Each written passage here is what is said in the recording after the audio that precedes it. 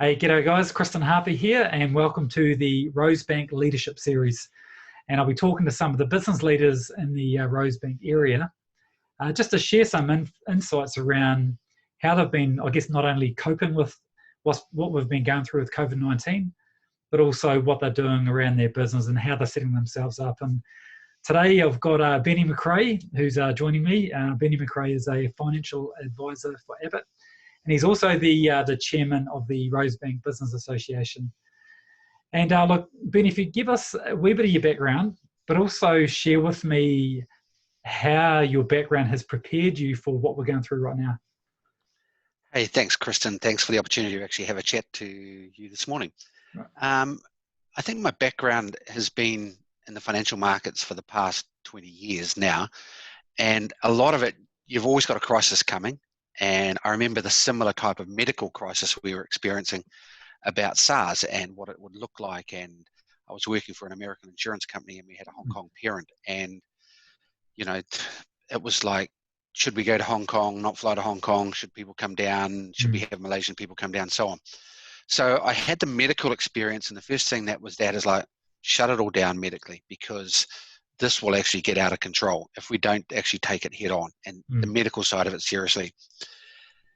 How deep this has been, this was deeper than GFC, and I sort of leaned on that experience about, working in the insurance business still then, and in the corporate market, that you didn't know when it was actually going to stop and who you could trust and who had the money and where it all lay. So I was sort of conscious of all those things when we started this event, that you needed to medically shut everything down, and financially you needed to be really sharp from the start. And clearly some countries have done that a lot better than others.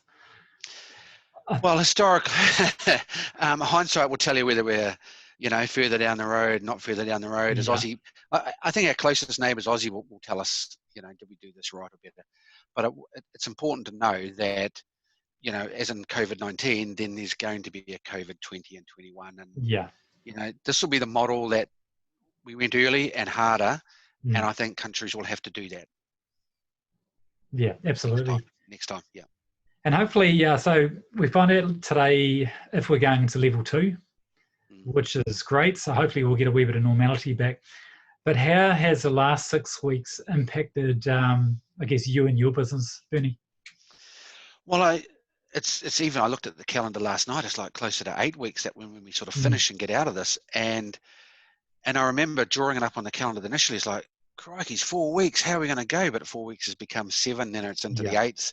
And you go, all right, what am I going to do? So, I picked a lot of projects up that I had at work, that I brought them home, and I've been working on those and talking to a lot of people. I've shifted. I looked at what I do. Instead of emailing a lot, I've been on the phone, and something close to 40 calls a day.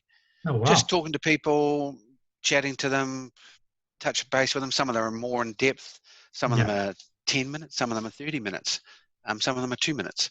So I've been available for the phone. And then what I have done is post 5 o'clock, they've just gone and got their emails and correspondence and things I actually have to do to move paper around. So that's sort of the end. So that's how it's changed. Reduction in business, sure, there's been a part of that. And that's really about new business, because you just can't see anybody and physically sign stuff. Being a bit smarter about technology and sending contracts to people electronically, signing them electronically, getting them back. But we're just waiting and wearing my financial advisor hat about how contracts will look and where they will drop. And seems to be a bit of a theme that I've been talking to people as they've been spending this time doing those tasks that they've been putting off for the last wee while. It's been a good opportunity to sort of get over those and start planning forward. And how do you look, Bernie? How do you prepare for the coming week, given that there's different levels, we don't know what's going on? How do you sort of prepare? Sort of started about a week and a half ago, thinking, how are we going to start seeing clients? Am I going to be traveling to Hamilton and Wellington? And do I need to be flying a bit more? How do I do that? And what's at the other end in terms of cars and vehicles? So in my mind, I've started thinking a lot more of that. I think the technology we've done to going into this shutdown means I can be a lot more efficient now because I've got better systems and Yeah. emails and processes. I mean, I had emails before, but now everything's integrated, and you have to work remotely. So I've sort of been thinking about that quite a bit, and sort of just waiting for the green light to start going and traveling. I'm conscious about how many people I meet, and I meet a lot of people. So, I have to record where I've been and watch what I'm doing, because I'm going to people's places and then businesses and then coming back to other places. So I'm really conscious about that and recording that. Definitely. I think this whole situation, you're definitely so much more mindful of the people around you, where you are, what you're doing. You see that walking down the street when people sort of walk away from you and walk around. That's been interesting. And the loop around you. And I was chatting to a guy the other day, a builder guy, and he said, I shook that guy's hand for the first time, and what was it, 6 weeks, 7 weeks that he'd shook the guy. Said, I felt really good. I said, no, well, I just can't afford to. I'm conscious that I have to come and interact with other people. So yeah. Hey, and just finally, Bernie, what advice would you have for any of the other leaders, especially other leaders in the Rosebank Business District? I think you'll find that it will find its balance. People will find the balance about where they feel comfortable with. But firstly, they're going to talk, and you just have to wait for them to actually talk. I saw this post, the Christchurch earthquake, where if you went to Christchurch, they would talk for 15, 20 minutes, and you just had to wait until they actually finished talking. And your staff and employees and people you interact with, you will just actually have to wait for that to actually finish before you can jump in there and do that. And financially, I think that's really important. Advice for other businesses is look at debt.